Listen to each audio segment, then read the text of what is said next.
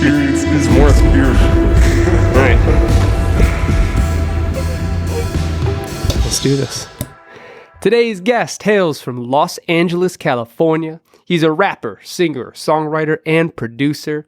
He's the man who brought you and your best friend the anthem of the summer. Please welcome today's guest, the man, the myth, the legend, Cobe Jones. Woo! What's going on? Wow, what an intro. Thank you.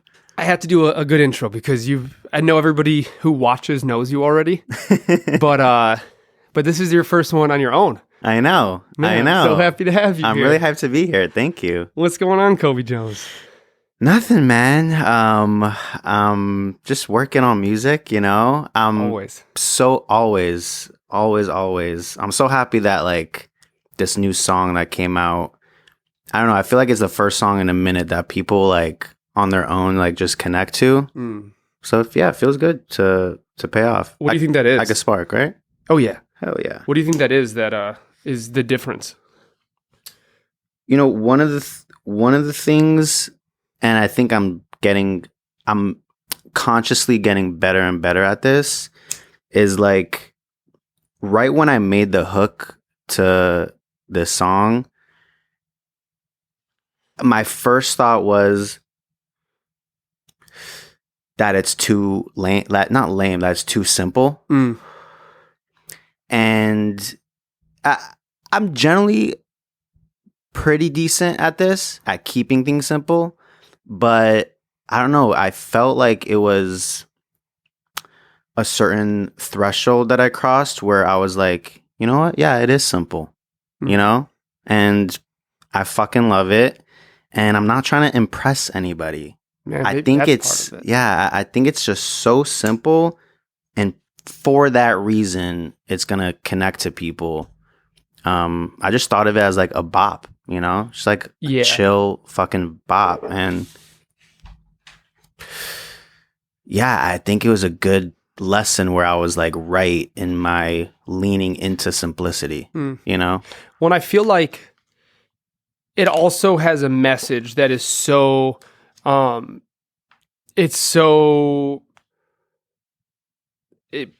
general in a way that feels very specific to the person. So you were able to write about something that everybody can relate to, but everybody can also make so specific in their head, which is super cool. Because I feel like sometimes people are like, oh, this song's about my dad's old Porsche that we used to ride in and that scratch on the side of it. And it's like, that's amazing. And there's a place for that. Yeah. But it's really hard to get a song like that to make people feel like it is about them. And that's what people are looking for. They're looking for you to write a story that in their head is completely about them. Yeah. And that's how they can connect with it. And you did a really fucking good job of it. Thank you, bro. But it also is still specific and it still has the story behind it, but you made it in a way that's connectable where people can feel like it's theirs. Which what you described, like you're saying, is the like ultimate goal for art in any form. I think, you know, I think that's the ultimate goal, is to do something personal that feels personal to everyone else. Yeah. You know? And it's hard. I think that's one of the hardest parts about this is like everybody can tell you a story about their life, but it's very tough to learn how to make it something that feels interactable. I don't know if that's the right word, but like that everybody can interact with it in a way that feels personal, without their name having to be in it, you know? Like, you know, you don't have to say somebody's name for them to think about an experience with their best friend. Like Exactly. That's insane. It's such a smart way. And I think also part of it is you weren't writing, I assume, just knowing you as well as I do, you weren't writing it being like, oh, I hope somebody understands this. You were writing it being like, I understand this. I know how much this means to me. And because of that, you got the point across on a individualistic level that still feels so connectable. Thank you. It's something that I actually, my musical belief system, like, leans on not trying to do that. And it's a skill set for me. I mean, I didn't think for anyone, but I could speak for myself only, obviously. Like, the art of not trying to be relatable is something that I'm working on mastering. You know, I feel like a lot of people who I love are naturally relatable. I don't know. I could be wrong, but a lot of songs that I know I make that resonate with people, I don't sit there, write a line and go, this is so relatable. Yeah. Like I think people will definitely They're just gonna don't get this. I just don't think about it. And by the way, I used to, but as I grow, I think about how relatable is this less and less and less. And I think it has the opposite positive effect where it actually becomes more and more and more relatable. Yeah, it feels more self-centered at that point. Exactly, because I'm not trying to do anything to connect to anybody. Yes.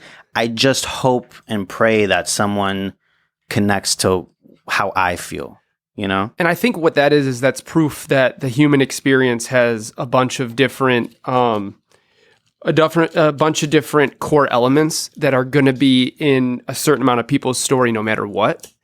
And understanding that that's there with or without the music. Yes. So writing from your perspective will be relatable as long as you're not, again, you're not putting on a facade. You're not doing it in a way that goes, ooh, will they get this?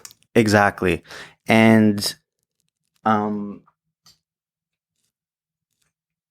just letting go of like, you know, trying to do something for me, I just, that's like how I make music. Yeah. And how I'm getting better and better at that. Not thinking, what is this person going to think? What is that person, you know? And what do you think that is? Do you think that's just time and practice? Yeah, I think it's a skill set. Like that I've had to work and work on, especially like the better you get at something and the more like success you get in a career, I think the more like, you know, people talking in your ear and more people you meet that are more successful and you want to impress them and blah, blah, blah. And this executive that you're meeting and, you know, I'm going to make a song that he's going to think or she's going to think is really good. And it's never worked for me, you know? Do you think part of that's just also like growing as a human, growing as an adult and understanding your talent and understanding that you can do your job? Like I had somebody on the episode that came out today, Evan Blum, fellow. Yeah.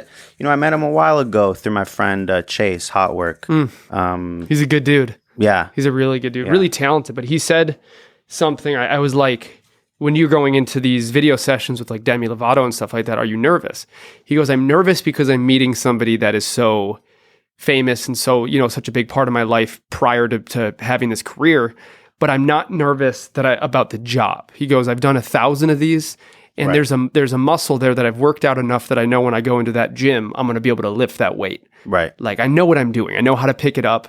It's like you go to eat cereal, you're not worried about which hand you're going to use. Exactly.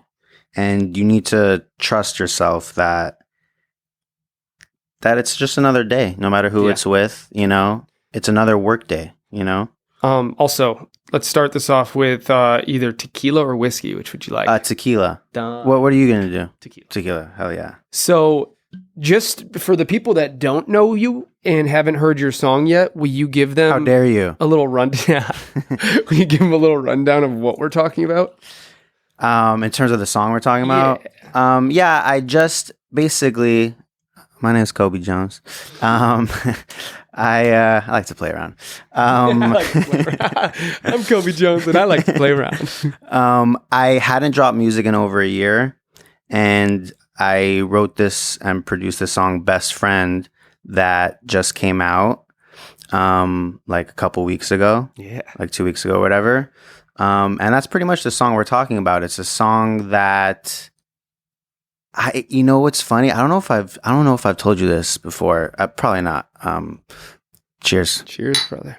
Thank you for having me. By the way, one of my favorite I know for you, of course, but like just one of my favorite things to do is talk music, you know? Like, well, there's just certain people I have on here.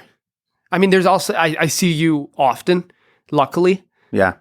Thank God that I get to. Yeah. But like there's certain people where I think part of the reason I see him often, we have those conversations often, is because there's that connection there. Yeah. Like, there's people who I see a lot that I don't have talks like that, but like the cameras can be off, and once they are off, the conversation won't end. Like that's the thing. We're talking like this all the time. Exactly. But sorry, keep going. Wait, what was I saying? Forget. Me too. I'm sorry. Totally interrupted. We smoking. Let's let another doobie. Yeah, I'm gonna roll I'm gonna roll a little hash joint. Oh yeah, your little crack joint. Do you have a lighter over there by chance? Yeah. Wait, where is it? Did I drop it? I don't know what I do with mine. Oh no, I got it. Stoners, huh? Hey. Yeah. So basically, what's funny about this song, "Best Friend," is while I was making it and showing it to a few people, I would always preempt showing it with like, "This song's not about you." That too. You're not my best friend. But I would basically say, I personally love this song. I don't think it's a hit. Which is very rare for me to say about if anyone knows me, I'm like the biggest fan you could be of yourself, maybe besides for Ye, but and so I usually say, I'm fucking so hyped on this song, blah, blah, blah. This song, I would be like, listen, before I play it for you, I'm not playing it for you to make you think like, oh, this is the shit. I just like, there's something about it I personally vibe with. And every time I would play it for someone, they'd be like, yo, that's a hit. Like, that's a fucking banger. Be like, banger? Like, that's not what I would associate with this slow R&B song, It's slow in R&B, but it also does have a boppy element to it. Like you've played that at a few different parties. Yeah. I mean, you've also sang it at a few different parties, which I've been excited to watch. I know.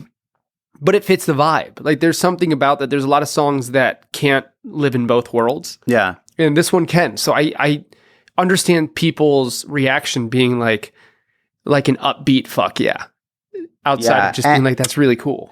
And you're so right. And it's so funny how we just never know what art will do for people.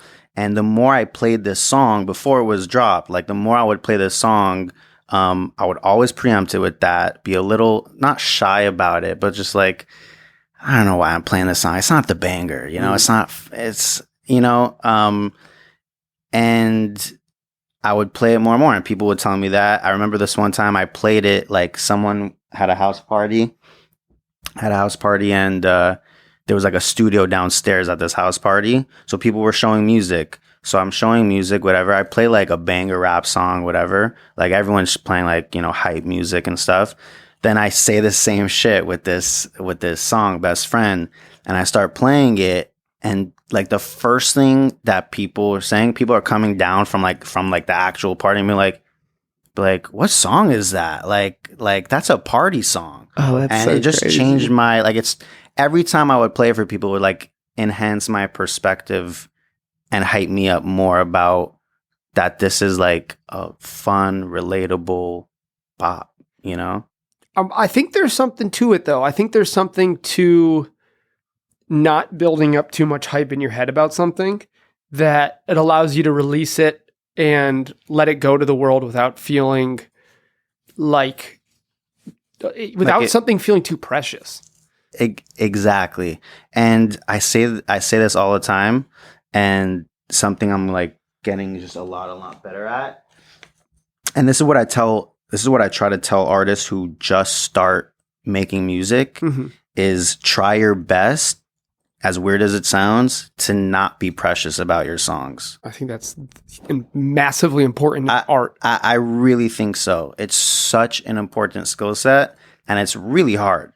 It's actually pretty hard, I think, because they're your babies. Yeah. Like, I don't want the world to, have a bad influence on my baby and blah, blah, blah. I want to protect my child at all costs. And like, that's usually, not the best, within reason, not the best way to go about, educating your child, let's say, about the world. And when you let go and like, let your art, live without like caging it, yeah, you're just surprised all the time of Yeah. the reception, you know? I think that something that I've learned over the past few years, especially as somebody who spent so much of my life trying to be an artist and a musician and like in that world very specifically, the best thing I've ever done for myself was allow myself another art form to live through that I don't take too precious, that I didn't dream about when I was 3 years old, to allow me to continue to keep music to be precious. Because if I want to be making a living off of art in general, then it can't be something that you feel too precious to release it, because then something that's so important to you will never allow you to do that every single day and make an income off of it. Yeah. And starting this podcast is the first time that I've allowed myself to be a little bit more free music-wise. Wow. Because I don't expect to release it. Right. And maybe I will one day for fun or something, but I'm starting to realize that like I can put out an episode. If I don't like what I said, I'm still putting out that episode. I'm not clipping it. Got you. Like you're going to hear the shit that I wish I didn't say. Because I love that.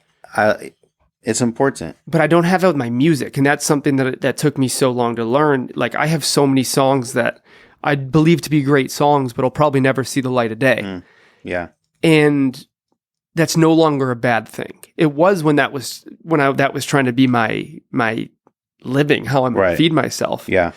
But now that it's not that, it's okay for me to make something and be like, I love this, and put it away. Yeah. Because I know this is coming out. Right. And by the way, I totally understand that. And I think that's really important. For me, I've never really been able to do that. But what I've been able to do is become very unprecious about my music. And like I said, I'm my biggest fan. I love my music so much. It seems like an oxymoron. Like the way I'm about to release music, which is the way I was releasing music for a few years, is the songs I fucking love. Like I'm throwing them away to the world. Like release. And I'm basically about to do that again with so many songs that like I've held precious for like a bit, but it was for a purpose, you know? Like that's my thing, is like if I'm holding on to a song, it's not done. Like I have no songs that are done that like just sit. Yeah. So to speak. Yeah, obviously if there's a plan behind songs that I love. Listen, I make a lot of music that I don't release. A lot. But those are songs that I don't personally believe in any capacity. Maybe they're good, maybe they're not. Just I'm not feeling them, you know? Maybe that's part of this though, and maybe part of what's allowed you to do that is the sheer number of songs that you make for yourself, with friends. You also you wear many hats. You're a producer, you're a songwriter, you're a artist, you're a rapper, you're a singer, and all of these can converge into Cobe Jones, but they also all sit very separately when it comes to working with other people. Absolutely. You're right. Like you have people at your studio every day. You're right. Yeah. And different people. Yeah. And a shit ton of people. Or I'm going to studios every day. Yeah. Yeah. Yeah. Or just absolutely. You're in that environment. And I know how to in certain sessions, like if there's an artist there, I know how to not be the artist. If there's, a producer there, I know how to not be the producer. Or how'd you learn how to do that? Because I feel like that's tough. Sometimes I try to sound not like too full of myself. I'm amazing with people. Like I know people very well, to the point where I feel comfortable giving space for everyone and knowing what a person might need from me. You know what I'm saying? I agree. I agree. Thank you. I'm like, as you're talking, I'm thinking of different experiences I've had with you, very much so, including the podcasts. Yeah. A few of which they've seen, one of which they haven't. Speaking of God. Lock that up in the vault. I just lost part of it, or else that would have come out for sure. But now that we got this back, we'll do another one. Yeah. But you are really good at giving energy without taking space, or taking all the space. Which is such an important thing, and that's something that I'm really working on learning how to do that, because I'm either too quiet or way too loud. Yeah. And I feel like you have this really, really good way of understanding when it's your turn to speak, when it's your turn, when it's gonna benefit you to speak, when it's helpful to you and you're not just speaking to speak, and when it's helpful for you to listen. Yeah. Because that's a huge part of this is part of the way you learn and you really work these muscles out like you're talking about is understanding how to learn and how to listen, because that's where the Yes. that's where the I information is want downloaded. to. Yes. I guess that's huge too. Pass it later. Wanting to is a big part of it. That's such a big part, dude. Like, you have to want to like be open to the possibility that like anyone you're talking to might give you some gems of life, like gems, like you literally just don't know, you know? But if you're open to it, it might not happen every time. Sometimes you might waste your time talking to someone. I don't know about waste time is a good way to put it, but like, but I know what you whatever, mean. you know, but fact is like so many times, like randomly, like I'll just meet a stranger or whatever, and they just impart wisdom a lot, you know, everyone. Absolutely. And I think you're right. I think if you're looking for the right people to listen to, you're going to miss out on the people that really have the most to speak about. I was just talking to Elle's mom about this. We were talking about like branding and sort of some of these like spiritual based companies that have really amazing ideas, but they're marketing to a group of people that already have the knowledge that they're giving. So like you look at a company like Athletic Greens, you can go get all the yogis and try to sell it to them, but they're already eating right. They're already doing their shit. Right. You have to find a way to connect with the people that need the information the most. Yeah. And vice versa. And if you're going and you're waiting for Rick Rubin to tell you a big idea, then you're missing the 90 fucking Joe Schmoes who have the information that's going to change your life. Exactly. People are, I'm just not a regimented guy in general. Like I just don't have many, how do I say, like, I was talking to someone and she was saying about relationships, like about boxes and things like that. And I was like thinking, wait, she was talking about relationships and boxes? No, she was talking about like check. Checking, yeah, okay. Like checking boxes, you know, when you're looking for a partner, let's say. Okay. And I was saying, just in general in life, I'm sure subconsciously I have boxes, but I just don't go about life like where like I have like plans of, you know, how I'm gonna treat someone or a certain situation. It's like everything's freestyle, so to speak. Yeah, you know. I mean, that makes a lot of sense. I think that's probably I like living life that way. But I think that's the healthy way. Have you always been like that, or is that like something that you kind of had to grow into? No, it's kind of always been that way. I mean, that's probably just really good leaders in your life and people to show you and to lead by example, because that's such a tough thing to be able to do. I mean, I can't speak for anybody else, but I can sure as hell speak for myself. And something that I work on daily is there tobacco in this? A tiny bit, just a tiny bit. The thing that I'm working on every day right now is trying to not build the story of how something's going to go before I'm there. And I have a really tough time with that. Yeah, I think we all do. I think a lot of these things, I always say skill set, because like these things are just things to constantly work on, you know, like anything. And for me, life is music. And like, just, I feel like the more I know, the more I'm open to life, like the more I'm open in my music, like the more I'm working on all these things, like I just find myself so much freer and freer and freer. Like I'm working on being freer creatively, you know? And it's kind of like mirrored in life, you know, like being as free as possible with, you know, certain your own boundaries, whatever. Yeah. And same thing with music, like just being so open, like it sometimes, like when I'm in a studio, this is not a pet peeve of mine, I used to say it's a pet peeve of mine. It's not a pet peeve because a lot of people write this way. I just, for me, it's hard to do this. Like sometimes people get in a studio.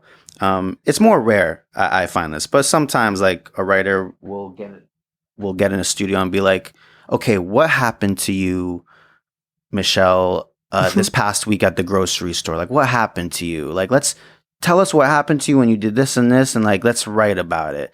It's like, I find that hard to do. I rather like just talk, not even talk, not sit down and talk, just like get together. Totally. Then like randomly someone is going to say something and be like, and not all music is written that way. Like not what you talk about that day, but let's say you're doing it. Like that's what happens. Like you're just having a conversation and be like, oh, this person's talking about their ex that happened to hit them up. And you're like, oh, what the line you just said. All right, let's like, do it off that. Yeah. Like, oh, okay. I love making music that way. I mean, I think that's amazing. And I think there's so many different ways to do this. And I think there's so many different people that do it differently. And to me, that's always been one of the most profound to me, is seeing somebody go without any preconceived idea of what they're about to do and still make it happen. That's, to me, not that it makes it any more art than the next thing, but there's something about it that feels magical to me, more whimsical about, like, you're literally pulling out. Less robotic and mechanical. Yeah, you're grabbing fucking art out of the middle of the air and putting something on paper that didn't exist before you put it there. Yeah. Like, that's, to me, that's amazing. That's why I love sculptures. I love painting, stuff like that. Like, not for me to do, but I love seeing somebody go see a blank piece of whatever it is, clay or canvas, and then 20 minutes later, there's something gorgeous and something important and beautiful and meaningful that just wasn't there before. And they just grabbed that out of the fucking ether. Yeah, I'm terrible at painting. Oh, I'm not very good either. Elle's so phenomenal. bad. I'm so bad at painting. I'm like amazed by people who can paint and draw. It's unbelievable. I Such can't do a it. foreign art to me for some reason. I can't do like a good line. I can't do anything. So what else have you been working on? I see you in so many sessions. You're working with Mickey and you're working with Danny and you're working with... Yeah. I don't know if this is true, but I always like to say like I have the most songs out of anybody, besides for like Lil Wayne, I believe it. My goal in life is one of my goals in life is to have like one of the biggest catalogs out of any artist. I aim big like this in general, whether that happens or not. It's just how I think, I don't force songs out, but happens to be that like, thank God I'm usually on in some way. I've gone through maybe like one spell of writer's block. Ever? Honestly, like kind of ever. And it's interesting because like I never really understood what people meant by writer's block. Then I had like a couple months where I really didn't do much. But anyway, do much as in make things, or do much I was just like, you know what? Every time I sat down, I was like, I don't even want to do this right now. I'm just gonna live life for a couple months. Yeah, that's what I did, which is probably important. It was amazing. Yeah, I'm very rare to do that. Never do that. But yeah, I'm in all these sessions, just writing and producing for a lot of really cool artists. Not gonna mention the names right now, but hopefully a lot of these records are going to be coming out very soon. And some of them are with, it's a blessing. Yeah. It's fucking awesome. I'm such a big believer in following your dreams.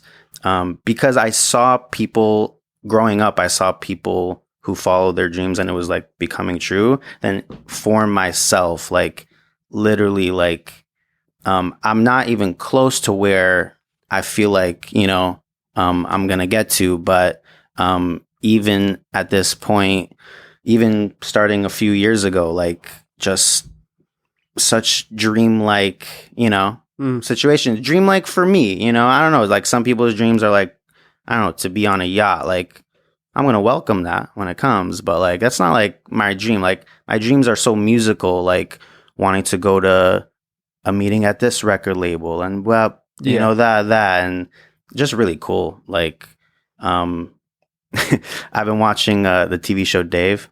Oh yeah, the Lil Dicky show. How many people fucking come up to me and say, "You look just like Lil Dicky"? I'm like, is it because I'm a fucking Jew? Yeah, exactly. I'm like, come on. I do have the I get I've it. I have gotten the curly too. hair, I'm like, come on. We don't all look the same. but pretty damn close. Yeah, pretty damn close though. Yeah, we're all cousins.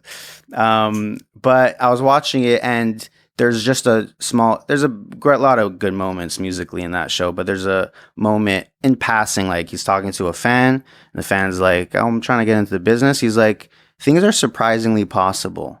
And like, I was like, I connected with that. That's how I feel. I just heard something from Seth Rogen, and he's like, everybody who tells you you're gonna make it if you try is wrong. He goes, nobody can promise you that. Right. Yeah. But what we can promise you is that you sure as fuck won't make it if you don't try. Exactly. And it's so true. So far, the only people, because I've been doing music for like 15 plus years. The only people that I've seen not make it so far are people who have quit. That's it. And I guess that's true. I guess like that quit comes in a bunch of different costumes. It's wearing a bunch of different... Some quitting is a want. Some people are quitting because like they're actually giving up, which is unfortunate. Absolutely. No one should do that.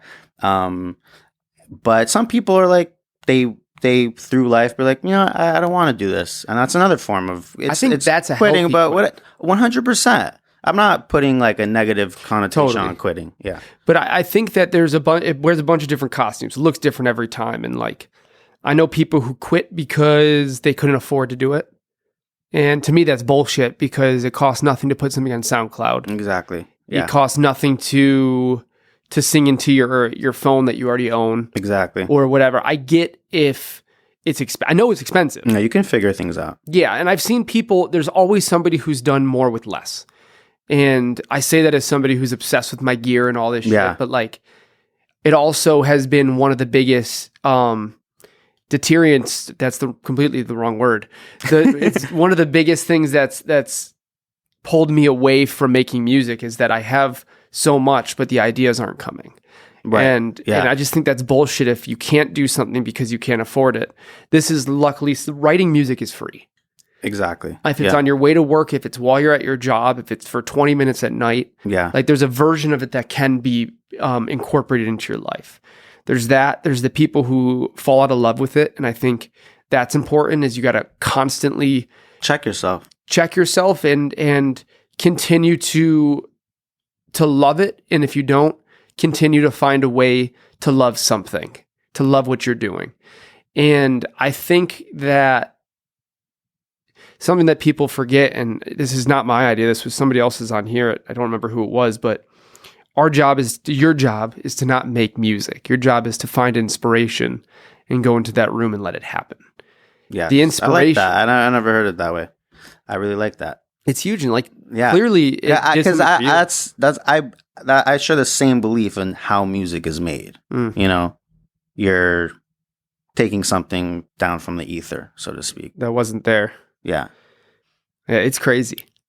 It's amazing. Is it weird to think that best friend just wasn't there one day? It is. That's so interesting. In fact, that morning, right?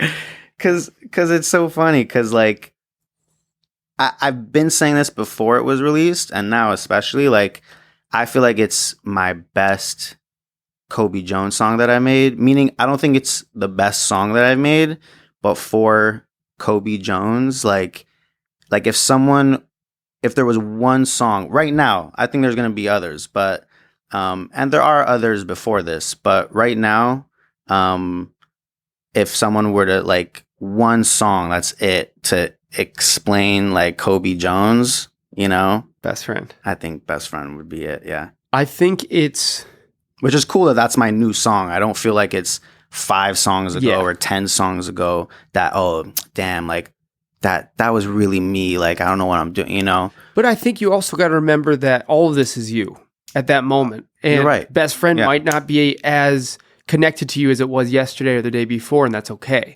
You're right. It's got You're a right. different, it's connected to you differently now. You know, like some of the lines that connect you in that song are just changing simultaneously, and that's okay. And like, Yeah. I don't know, I think it's worth looking at it in a way where you don't have to have the same responsibility to love something in the way that you used to. That is allowed to change. Yeah. I don't know if you saw John Mayer, that reel of John Mayer, that new reel of John Mayer, saying he's like, I came to a new he's crazy. I love him. He's amazing. He's like, I came to a new realization. He's like, I was writing a song, whatever, and like I was gonna throw it away because I didn't like it. And then I had the thought, why do I need to like it? Like, why can't I write a song that I don't necessarily like? You know? And he's like, it's not my job to know if someone else will like it or not. Like, That's so interesting. he's like, if I'm far enough, he didn't even say this, but this is my paraphrasing, but what I feel like he's saying, like, if you're far enough in writing a song and you don't like it anymore, finish it. You know what I'm saying? Like, You don't have just because to like you're not feeling it anymore doesn't mean it's not going to be felt, you know? He's insane. Yeah, and it's so true. So It's it's such so an true. interesting way to think about it. Yeah, it's like, I think we have this idea that because we're the ones rebelling, if you will, and doing the job that we love, and Right. we're It's true. that guy. You It's know, true. I think there's Social rebels. And I think that there's a disconnect in reality there where we expect that all of our favorite artists who also did this loved everything they made just as much as the last thing. And that the thing they made after the thing they loved, they also loved. And it's bullshit. Yeah. I think Yeah. that the only difference is when you're working by yourself in the sense of being a solo artist, you just don't have a band there to let you know that they don't like it. That's true. That's a good point. Like, it's just that's what's changing is the teams get smaller, then there's less people to give you a different look at it and to be less biased or more biased or whatever the situation is. Yeah. And I think that's where you have the opportunity to learn to fully let go, you know, and just actually make to make, not make to love. Absolutely. And that's why I'm actually addicted to collaborating. Like, since I started collaborating heavy, it's so much harder to work by myself. I do it, but I honestly, collaborating is just like, it's amazing. You are always with people Yeah. and making music. Yeah. But I think that does a couple things. One, I think, first of all, gives you different perspectives, gives you the person to say that's a terrible idea and the person to say that's a great idea. Yeah. Both are necessary. Yeah. And I only really work with people Or helpful. who do that. And that's a big part of this too, is learning. These are relationships, whether it's the first time meeting them or the last. Then these are relationships, and learning how and who to work with is very important. Yeah. I mean, so many people that I work with, I knew and didn't work with for a year or 5 years, 10 years, 2 years, like a lot of people. Yeah. And I think also just understanding that you don't have to work with them again. Mm-hmm. It's allowed to be the last session with them, and therefore you're also allowed to enjoy it. You don't have to dwell on it. Exactly. Like, this isn't school where you have to go back to the teacher that you hate. No. And the more opportunities you give yourself to make that decision, the better. The more rooms you put yourself in, the larger the group of people you enjoy working with will be. And I think you've done a great job of that. Obviously, is you created a space that gives people the studio if need be. Yeah. So you have the space to facilitate it, but you also have been in the room. I've seen you with, Mickey and Danny. Mickey's way more on the EDM pop side. Danny's way more on the rock indie side. Organic, yeah. You're in both the rooms. Yeah. Crash, more EDM pop side. Yeah. I mean, you have Rap, all these different rooms in rap. Yeah. Yeah. Like, let alone the Cobe Jones shit, which is Cobe Jones, but it's a big circle of Cobe Jones. Yeah.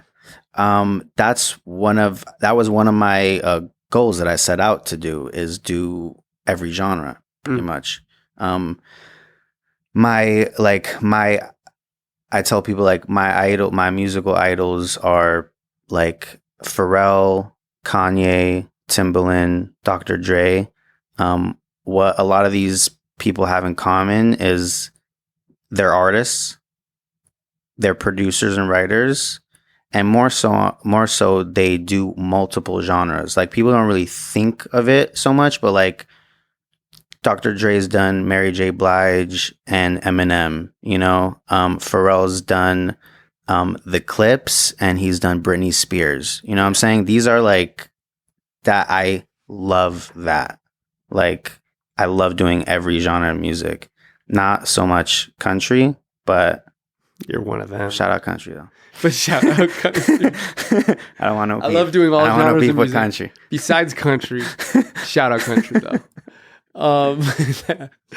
Why don't you like country? Is it that you've heard it? It's not that I don't like it. It's just that I don't connect. Okay, yeah. That's a good reason not. Yeah. I have respect for it.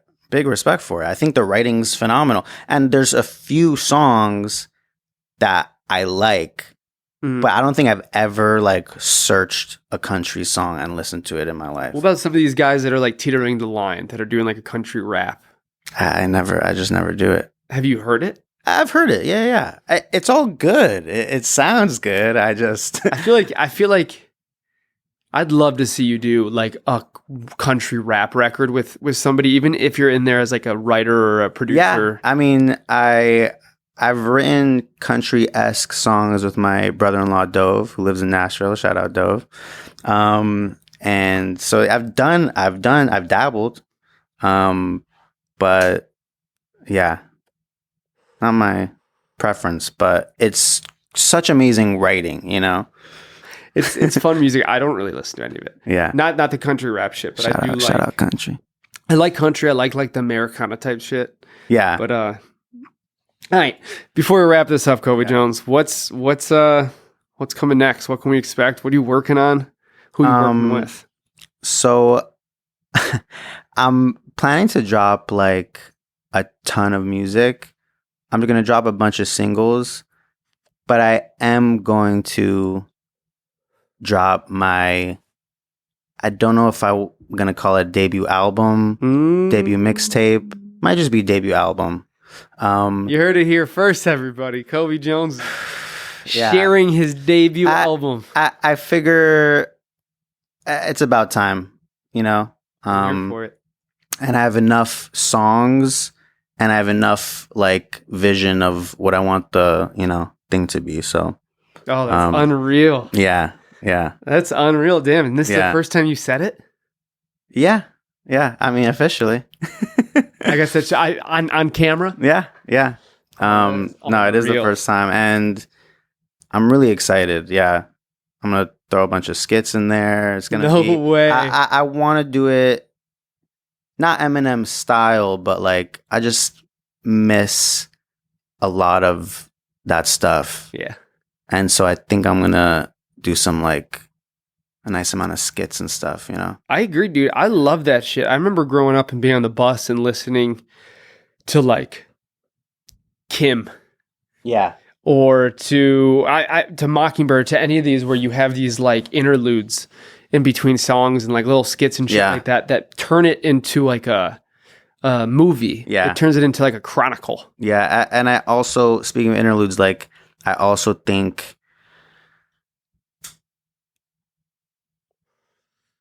I'm going to do like musical interludes as well. Fuck yeah. I want to like take up space and make it a long album. So that's part of it. But I don't know, like, I mean, including, you know what I'm saying, including skits and interludes, like at least 15 tracks. But I also like I can't think of the albums now, but like there used to be some like interludes where like it's not really a written song. It's kind of like an instrumental with like a repeated vocal or something. Yeah, so I want to do stuff like that too. And last question: when are you joining the Dreidel gang with BLP? Man, shout out BLP Kosher. You know. When are we getting you on the podcast? Yeah. Oh my God. Dude, you got to come to the potty, dude. When he comes on, will you come with him? Oh, well, of course. I mean, if he'll let me. I mean, he'll let you. Yeah. I mean, you got to give him his own, but BLP, come to the podcast. We would love to have you. We'll spin some dreidels. We'll smoke some blunts. Yeah. Light a menorah. Whatever else we don't want to do. Yeah. Eat some challah. Yeah. But thank you so much for having me, dude. Cobe Jones, it's always nice to have you on here. We'll have to do another Shabbos Boys pretty soon. Yes, exactly. Volume 3, but don't worry about Volume 2. Yeah, don't worry about it. All right, dude. I love you. I appreciate you. Thank you. Congratulations. Go check out Best Friend, Mr. Cobe Jones. That's my best friend. Bunch more music out. Go check it all out. Bunch more music coming, as you heard here. His debut album. Check it out. Check it out. I love you guys. Thank you for listening. And to everybody out there, I'm Cobe Jones, and this is an experiment. Yeah, it is. Love you guys. Bye.